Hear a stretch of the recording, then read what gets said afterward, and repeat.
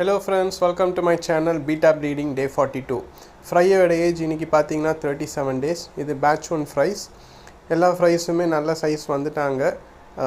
கலரும் பாத்தீங்கன்னா நல்லா bluish. நான் டெய்லி ஒரே அப்டேட் தான் போடுறேன்னு பார்க்காதீங்க. லைக் சில பேருக்கு வந்து each day அப்டேட் வந்து ரொம்ப யூஸ்ஃபுல்லா இருக்கும். அவங்களுக்கு தான் இந்த அப்டேட். ஸோ growth வந்து நம்ம டெய்லி எப்படி ப்ரோக்ரஸ் ஆகுதுன்னு பார்த்துட்டு இருக்கலாம். ஸோ பேட்ச் 2 பார்த்தீங்கன்னாலும் ஹெல்த்தியாக இருக்காங்க. நேற்று நான் ஒரு ஃப்ரை வந்து ஓமை சாப்பிட்டது கொஞ்சம் சாக கடந்தது, அதுவும் வந்து சேவ் ஆகிடுச்சு. ஸோ அதுவும் அந்த டப்பில் தான் இருக்குது. பேட்ச் 3 பார்த்தீங்கன்னாலும் நார்மலாக தான் இருக்காங்க. இந்த வாட்டர் மட்டும் தான் இன்றைக்கி சேஞ்ச் பண்ணலான்னு இருக்கேன்.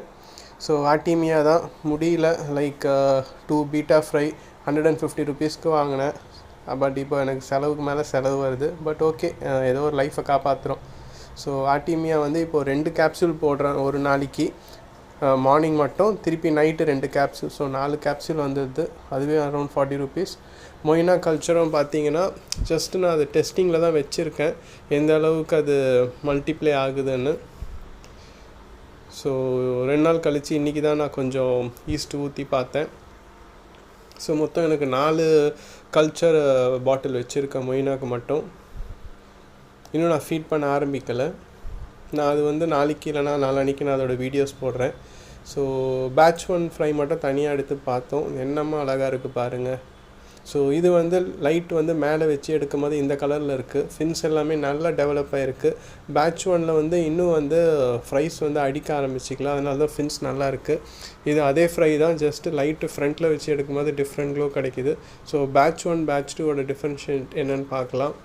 ஸோ இது பேட்ச் 1. இது நல்ல கலரிங் வந்துடுச்சு. மோஸ்ட்லி இது மேலாக தான் இருக்கணும். ஸோ ஃபாதர் வந்து ப்ளூ கலர், ஃபீமேல் வந்து பார்த்திங்கன்னா ஒயிட். ஸோ இந்த கலர் வந்திருக்கு. ஸோ பேட்ச் 2ல் பார்த்திங்கன்னா ஒரு ஒயிட் கலர் ஃப்ரையை தான் எடுத்து பார்த்தேன்.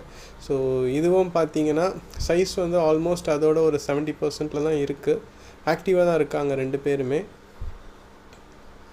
ஸோ ஆல்ரெடி பிளட் வார்ம் போட்டு கொஞ்சம் இஷ்யூஸ் ஆச்சு. ஸோ ஏதாவது எமர்ஜென்சிக்கு என்ன ஃபீட் பண்ணலான்னு நான் வந்து ஃப்ளோட்டிங் பெல்லட்ஸை வந்து ட்ரை பண்ணி பார்த்தேன்.